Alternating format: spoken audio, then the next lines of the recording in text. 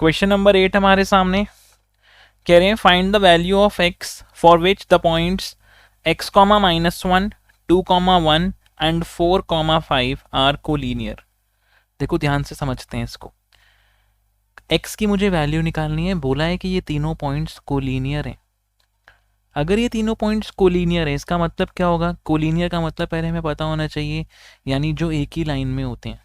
ठीक है, मैं एक एग्जांपल बना लेता हूँ। यहाँ पे मैंने यहाँ पे बनाया, ये कोलिनियर है तो सर एक ही लाइन में है ना, तो इसका मतलब ये होगा x, -1, ये पॉइंट होगा मेरा 2, 1 और ये वाला पॉइंट मैंने मान लिया 4, 5। सर अब एक ही लाइन में अगर ये हैं तो इनका स्लोप तो सेम होगा। मान लेते हैं ये a है, ये b है, ये c है। सर जो स्लोप ab का होगा वही स्लोप bc का होगा, वही स्लोप ac का होगा। Getting my point? स्लोप तो बराबर होगा अगर एक ही लाइन पे, पूरी लाइन का स्लोप तो सेम ही रहेगा ना। जैसे अगर सपोज करो ये लाइन है, आप इतना पोर्शन लो या इतना पोर्शन लो या स्टार्टिंग से लेकर के एंड तक ले लो, स्लोप तो सेम ही रहेगा उस लाइन का। तो यानी कि मैं यहाँ से लिख सकता हूँ, देखो एक ए पॉइंट को इंक्लूड करते हैं। सॉल्यूशन अगर हम इसका करते हैं तो हम लिखेंगे कैसे? Since the points are collinear, क्योंकि ये पॉइंट्स मेरे कोलिनियर हैं, ये आप फिगर बनाएंगे और इसके बाद आप बोलेंगे कि स्लोप ऑफ ए बी जो होगा वो स्लोप ऑफ ए सी के बराबर होगा। आप ए सी भी ले सकते हो, आप बी सी भी ले सकते हो, कोई प्रॉब्लम नहीं है। ठीक है, मैंने ए बी और बी सी ले लिया। चलो स्लोप ऑफ बी सी क्या होगा? हमें एक फॉर्मूला बताया y2 - y1 upon x2 - x1। Use करते हैं y2 - y1 upon x2 - x1। Similarly यहाँ पे y2 - y1 upon x2 - x1। ये क्या बन गया? ये कितना बन गया? 1 + 1 2 divided by 2 - x equal into 4/2। ठीक है, क्रॉस मल्टीप्लाई कर देते हैं, कट कुट करके 2 के टेबल में 2 पे गया, 2 × 2 - x इक्वल इंटू 2, ये डिवाइड में जाएगा। 2 - x की वैल्यू 1, तो गाइज x की वैल्यू कितनी आ गई? 1। तो हमें यही तो निकालना था। Therefore the required value of x the required value of x is 1। that's it, 1।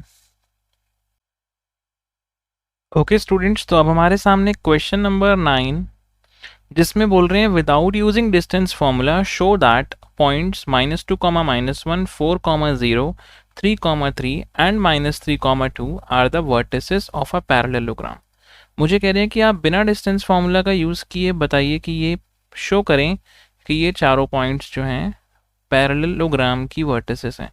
मैंने एक ऐसी पैरेललोग्राम डिज़ाइन किया, ये ए बी सी डी इसके पॉइंट्स का वर्टिसेस का नाम दिया, -2 -1, दिस इज़ 4, ये देखो सीक्वेंस में ही लेना होता है, A B C and D, this is 3, 3 and this is -3, 2।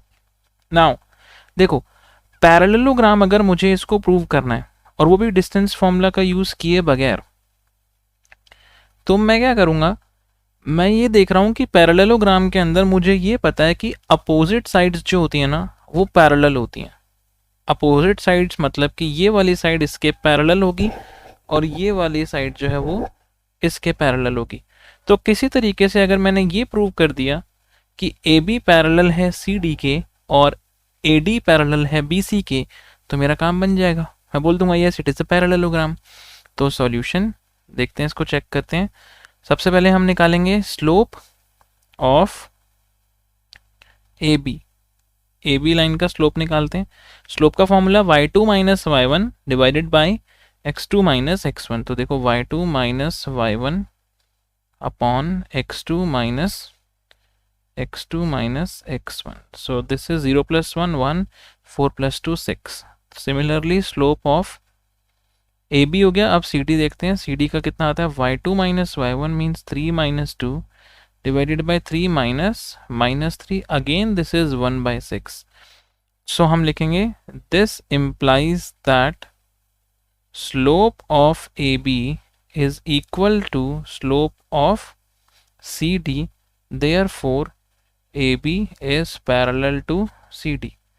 Now अब ये दो चेक कर लिया, इतने में ही हम नहीं लिखेंगे कि ये पैरेललोग्राम है, अभी बाकी की दोनों साइड्स भी तो पैरेलल प्रूव करनी है ना, क्योंकि दो पैरेलल साइड्स तो ट्रापीजियम की भी होती हैं, पर ये पैरेललोग्राम थोड़ी है, ये दोनों इसकी पैरेलल होती हैं, तो इसीलिए हमको अगली दोनों भी प्रूव करनी पड़ेंगी। तो यहाँ लिखेंगे हम स्लोप ऑफ BC, BC का स्लोप क्या होगा, y2 minus y1 3 minus 0 divided by 3 minus 4 आएगा 3 bye minus 1 which is minus 3।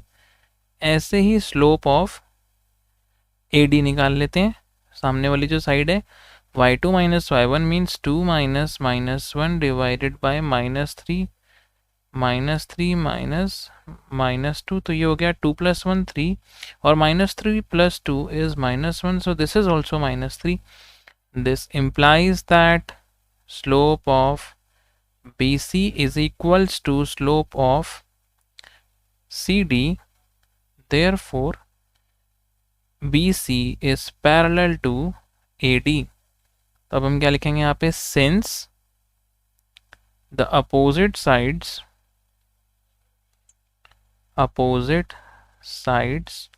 of given figure are parallel, therefore ABCD is a parallelogram. खत्म, easy, that's it. Question number 10. Find the angle between the x-axis and the line joining the points 3, -1 and 4, -2. Interesting question, देखो जरा कैसे करेंगे इसको हम लोग। कह रहे एंगल बताओ, एंगल मतलब कि एंगल हम लोग जनरली यूज कर रहे हैं tan थीटा इस चैप्टर में, tan थीटा माने कि स्लोप। तो अगर मेरे को स्लोप पता लग जाए तो मैं इजीली tan थीटा से tan की वैल्यू निकाल लूंगा, यानी एंगल की वैल्यू निकाल लूंगा, थीटा की वैल्यू निकाल लूंगा, ठीक है। और वही मुझको चाहिए कि एक्स एक्सिस से कितने एंगल पे है, एक्स एक्सिस से कितने एंगल पे है का मतलब क्या है, देखो this is the x axis, यहां से ये लाइन कितने एंगल पे बनी हुई है, 0.3, -1, ये 3, -1 समवेयर कुछ यहां मान लेते हैं, 4, -2, 4, -2 समवेयर आप मान लो 3, -1 4, -2 कुछ यहाँ पे होगी। तो इसका स्लोप कुछ, ये लाइन रफली बना रहा हूँ, ठीक है, बिल्कुल ऐसी नहीं जाएगी, आप मान के चलो कि ये लाइन कुछ ऐसी है। तो मुझे यहाँ से क्लियरली दिख रहा है ये, अगर मैं एक्स एक्सिस की तरफ बढ़ता जाऊँगा तो ये क्या है, ढलान है। ढलान का मतलब क्या है कि इसका स्लोप माइनस आएगा। इस चीज़ का ध्यान रखा करो कि अगर आप एक्स एक्सिस की तरफ जा रहे हो, अगर कोई लाइन ऐसे ग्रो कर रही है ना तो इसका स्लोप पॉजिटिव होगा, अगर कोई लाइन ऐसे जा रही है इसका मतलब स्लोप इसका नेगेटिव है। तो इन चीज़ों का ध्यान रखो। खैर अभी अपने आप पता लग जाएगा। देखो इसके अंदर मेरे को यहाँ पे बोला गया है कि एंगल निकालो, मैंने कहा स्लोप निकाल लेता हूँ सबसे पहले। स्लोप का फॉर्मूला क्या होता है, y2 minus y1 divided by x2 minus x1, so this is y2 minus of y1 divided by x2 minus x1, ठीक है। तो यह आया -2 + 1 अपॉन 4 - 3, इट इज -1 ओनली। देखो नेगेटिव स्लोप आया। पॉइंट्स कई बार होता है विजुअलाइज बच्चा नहीं कर पाता, तो आप लोग ऑटोमेटिकली स्लोप निकालोगे ना, वो नेगेटिव -1 मतलब आ रहा है, इसका मतलब स्लोप ऑब्वियसली ऐसे डिक्रीजिंग में। अब हमको तो थीटा से मतलब है, tan थीटा की वैल्यू -1 है तो थीटा कितना होगा। पहली बात, अब अगर tan थीटा की वैल्यू -1 है, हमसे पूछा है कि थीटा किस में होगा। देखो हम लोग हमेशा आगे ऐसे बढ़ते हैं ना, पॉजिटिवली ऐसे एंगल बढ़ता है ना, ऐसे एंगल बनाते हैं हम लोग। पॉजिटिव बनता है जब हम एंटी क्लॉकवाइज जाते हैं। अच्छा जी, अगर ये लाइन को मैं थोड़ा सा और एक्सटेंड करूं तो मुझे अल्टीमेटली ये एंगल चाहिए, ठीक है। अब आप सोचो फर्स्ट क्वाड्रेंट में तो बात बनने वाली नहीं है, सेकंड क्वाड्रेंट में ही होगा। क्यों? क्योंकि ASTC की अगर मैं बात करूं, यहाँ पे ऑल ट्रिग्नोमेट्रिक रेशियोज पॉजिटिव होते हैं। यहाँ पे होता है साइन और उसका रेसिप्रोकल यानी कि कॉसेक। मतलब यहाँ पे टैन मेरा नेगेटिव है और एक यहाँ पे टैन मेरा नेगेटिव है।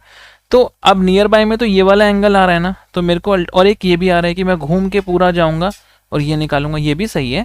और एक आप बोलोगे नीचे, पर हम लोग ना नेगेटिव एंगल यहाँ पे नहीं बताएंगे, हम लोग ये बताएंगे कि ये कितने पे इंक्लाइंड है, तो पॉजिटिव एंगल लेंगे 0 से 360 के बीच। लॉजिक को जरा ध्यान से समझो। सेकंड क्वाड्रेंट और फोर्थ क्वाड्रेंट कौन सा पास है? सर सेकंड क्वाड्रेंट पास है। अगर मैं 0 से 360 का चक्कर मारने जाऊंगा तो मतलब मेरे को इस क्वाड्रेंट में बात करना है। इस क्वाड्रेंट में आने के लिए रास्ते कौन से होते हैं? पाई माइनस या फिर पाई बाय 2 प्लस। हम लोग जनरली पाई का हेल्प लेंगे क्योंकि पाई बाय 2 पे ना ट्रिग्नोमेट्रिक रेशियो चेंज होती है। पाई का हेल्प लो।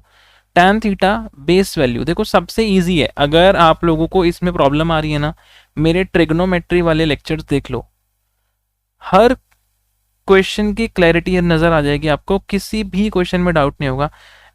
ये वाले जो ट्रिग्नोमेट्रिक एंगल है ना, पूरा गेम खेल लोगे, चाहे 11th हो चाहे 12th हो, कोई भी क्वेश्चन। अगर ट्रिग्नोमेट्रिक लेक्चर्स का मेरा इंट्रो वाला वीडियो देख लिया आपने, जिसमें मैंने बेसिक इंट्रोडक्शन लिया है चैप्टर का, वो अगर आपने देख लिया तो यहाँ पे कोई डाउट ही नहीं आएगा कि कौन सा क्वाड्रेंट, क्या प्लस क्या माइनस, क्योंकि हर किसी का एक अलग कीवर्ड होता है समझाने का।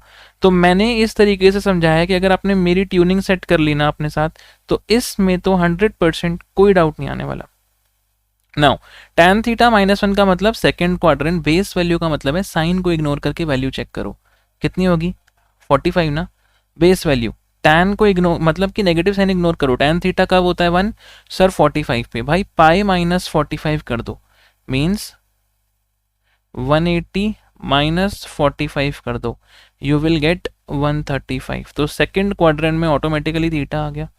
tan थीटा यहाँ पे नेगेटिव होगा, तो थीटा की वैल्यू कितनी है? 135 डिग्री। तो देयरफॉर एंगल बिटवीन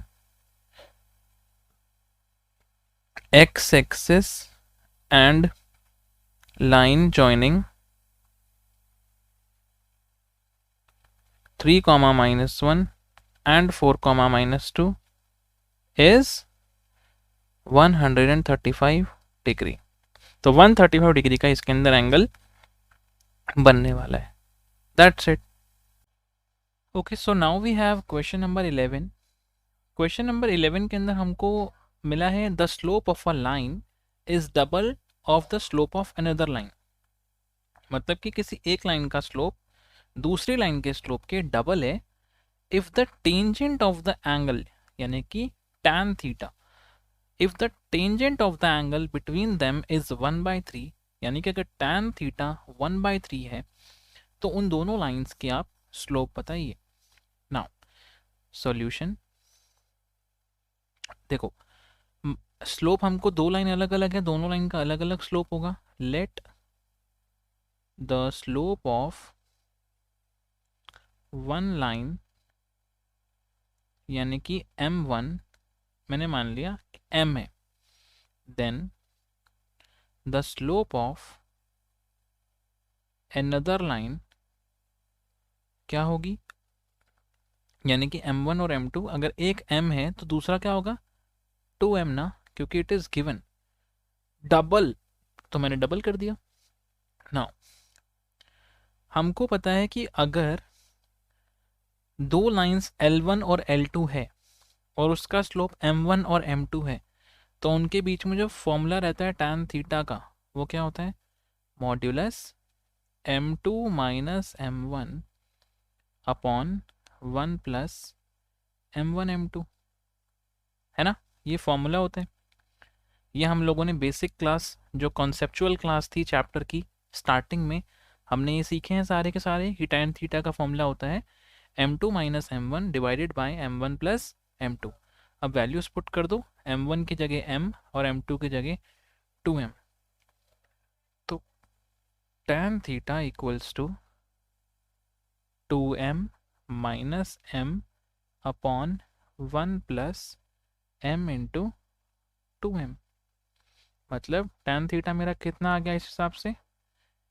मॉड्यूलस के अंदर m अपॉन 1 प्लस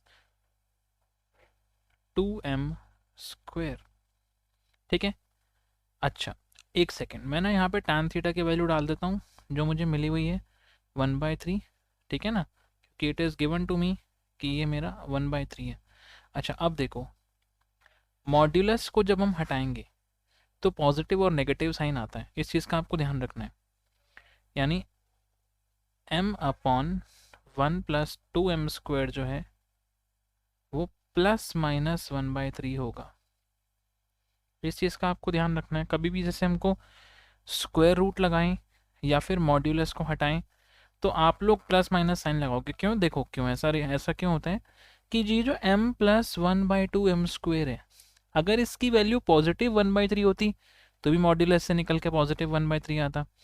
अच्छा अगर अंदर की वैल्यू -1/3 भी तो हो सकती थी, क्योंकि मॉड्यूलस से बाहर निकल के तो उसने फिर भी 1/3 बनना था। इसका मतलब ये जो अंदर मॉड्यूलस की चीज़ है इसकी वैल्यू प्लस और -1/3 दोनों हो सकती हैं। तो अब हम लोग चलेंगे केस नंबर 1 के साथ, अलग अलग केस बनाते हैं।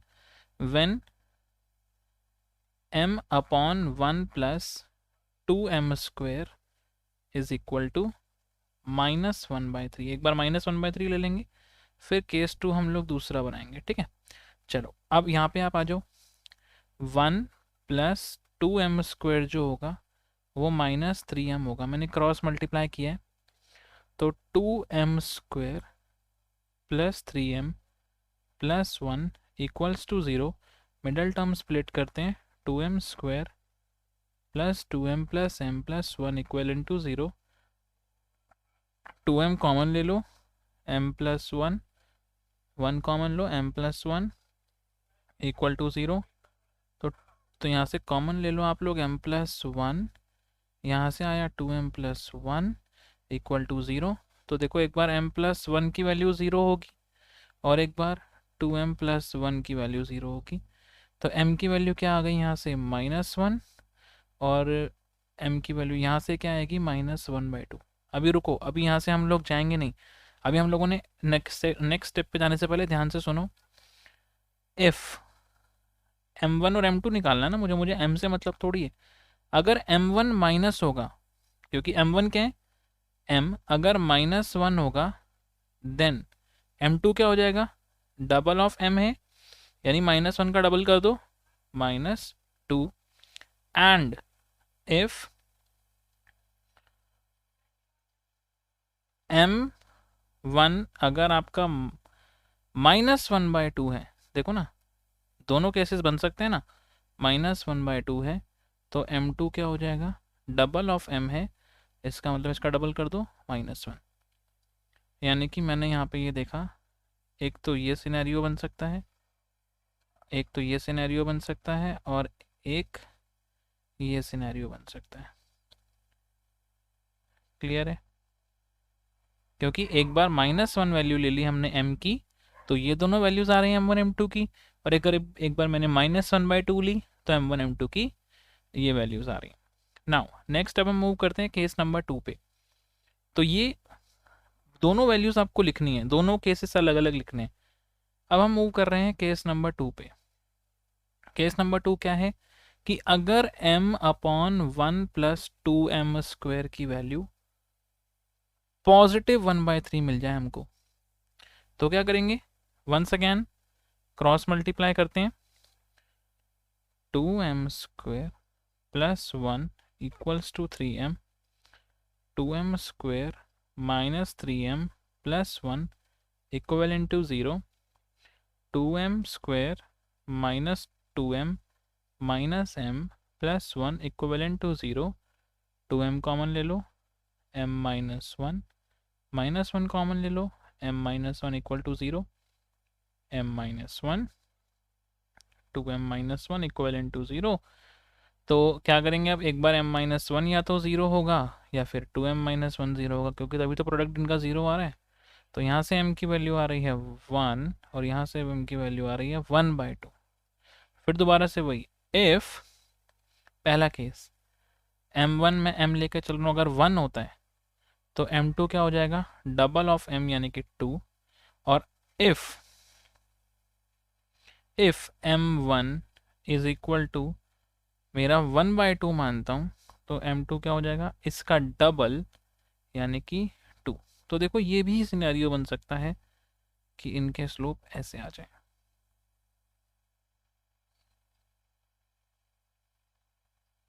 क्लियर है? यहाँ से हम लोगों ने मल्टीपल वैल्यूज़ निकाली हैं क्योंकि यही आपको फाइनल आंसर मिलेगा।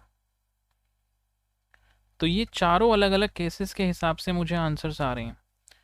देखते हैं हमने क्या किया। सबसे पहले स्लोप हमको दिया था एक लाइन का, दूसरी लाइन के डबल है, एक को लिया m, दूसरा होगा 2m, tan थीटा का फॉर्मूला लगाया, मॉड्यूलस हटाया तो प्लस माइनस आया, एक बार प्लस साइन लिया तो m की दो अलग अलग वैल्यूज आ रही हैं, यानी कि ये जो m है इसी की दो अलग अलग वैल्यूज आ रही हैं।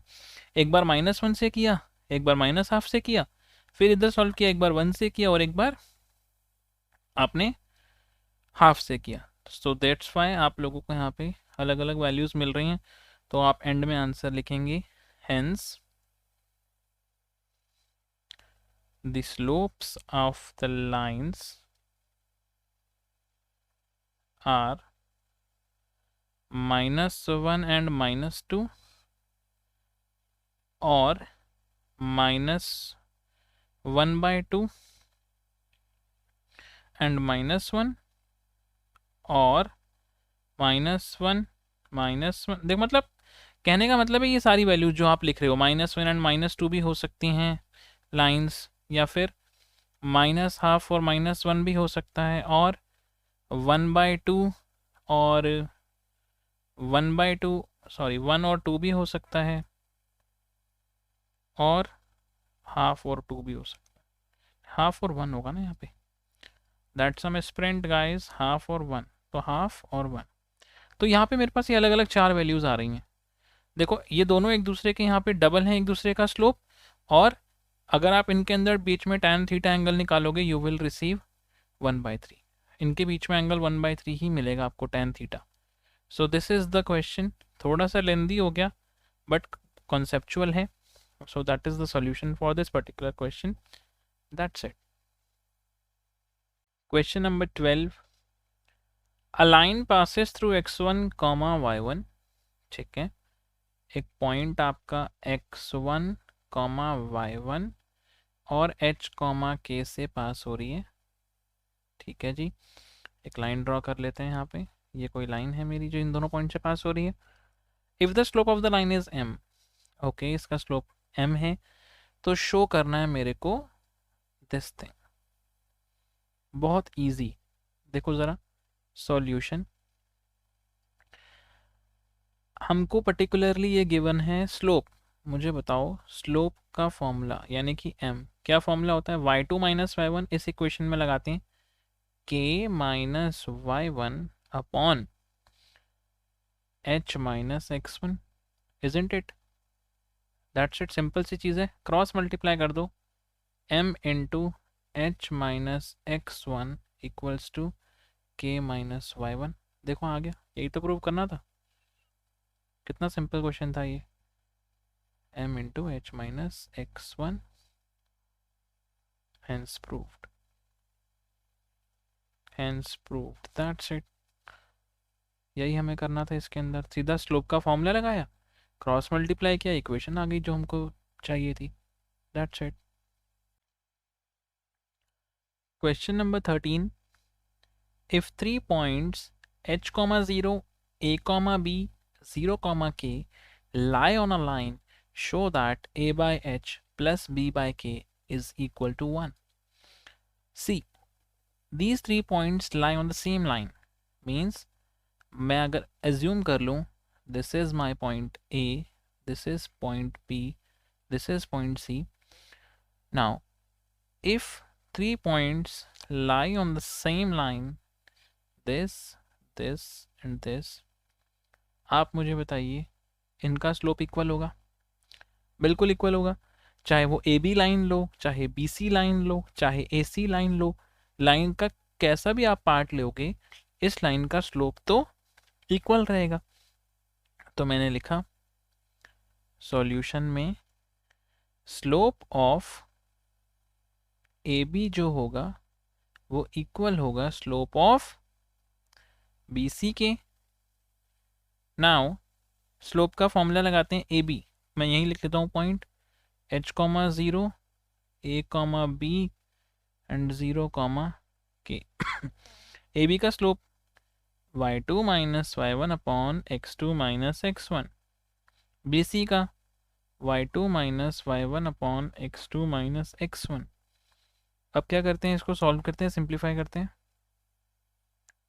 b by a minus h equals to k minus b by minus a, cross multiply करते हैं, minus A B is equals to a minus h into k minus b। Done. अब आप करो यहाँ पे मल्टीप्लाई कर दो ब्रैकेट को, this is A K minus A B minus H K plus B H. ठीक है, माइनस ए बी यहाँ पे भी है, माइनस ए बी यहाँ पे भी है, कट जाएगा। मतलब बेसिकली अगर आप उधर लेके जाओगे भी प्लस का होके वो ज़ीरो हो जाएगा। नाउ अब आप क्या करोगे, यहाँ पे आया ए के this this this this this, के ए और बी एच को वहीं रहने दो, ये जो एच के है ना इसको इस तरफ ले आओ, एच के इक्वल्स टू ए के प्लस बी एच। ठीक है, देखो अब ज़रा ध्यान से देखना, मेरा आया क्या है, ए के प्लस बी एच जो है वो इक्वल टू एच के है। Divide this equation by H के, क्योंकि इज इक्वल टू में मुझे चाहिए 1, तो देखो क्या होगा, A K by H K plus B H by H K is equal to H K by H K. जो जो कट रहे हैं उसको कट कर देते हैं, यहाँ पे के से के कट, एच से एच कट और एच के से एच के होल कट। तो यहाँ मेरा आया A by H plus B by K is equal to 1, hence proved. This was a simple one. That's it. Question number 14. Consider the following population and year graph. Okay, so this is the graph given to us. Population versus year graph दिया हुआ है, कह रहे हैं find the slope of the line AB. Okay, this is the line AB जिसका मुझे slope find out करना है, and find what will be the population in the year 2000. That's it. Okay. Question के अंदर सबसे पहले मैं स्लोप निकालने के लिए क्या रहे ना, मैं स्लोप निकाल लेता हूँ। Solution, slope of line A B. देखो ये किन दो पॉइंट से पास हो रहा है, 1985, 92 और 1995, 97। फॉर्मूला यूज करते हैं, y2 minus y1 97 minus 92 divided by 1995 minus 1985। ठीक है जी, 97 में से 92 गया 5, दिस इज 10, तो स्लोप कितना आया 1/2। पहला पार्ट तो क्लियर हो गया, स्लोप आया 1/2। कह रहा है what will be the population in the year 2010। Okay, देखो ये जो लाइन मुझे गिवन है, ये जो ए बी से पास होती हुई लाइन है, ये ऐसे ग्राफ एक्सटेंड कर सकते हैं, कोई प्रॉब्लम नहीं है। नाउ कह रहा है 2010 पे ये y की वैल्यू कितनी होगी, दिस y, हमसे ये पूछा जा रहा है कि ये y की वैल्यू कितनी होगी। ठीक है जी, पॉइंट x कोऑर्डिनेट क्या होगा इसका 2010, y कोऑर्डिनेट पता नहीं, y मान लो। Let the population in 2010 be y, हमने y करोड़्स मान लिया क्योंकि पॉपुलेशन करोड़्स में दे रखी है, तो y मान लिया हमने। अब देखो जो इस लाइन का स्लोप है वही तो इस लाइन का भी स्लोप होगा, इसलिए सेम लाइन है, स्लोप तो इक्वल होंगे। तो मैं यहाँ से लिख सकता हूँ देयरफॉर जो स्लोप ऑफ ए बी है बराबर होगा स्लोप ऑफ बी सी के।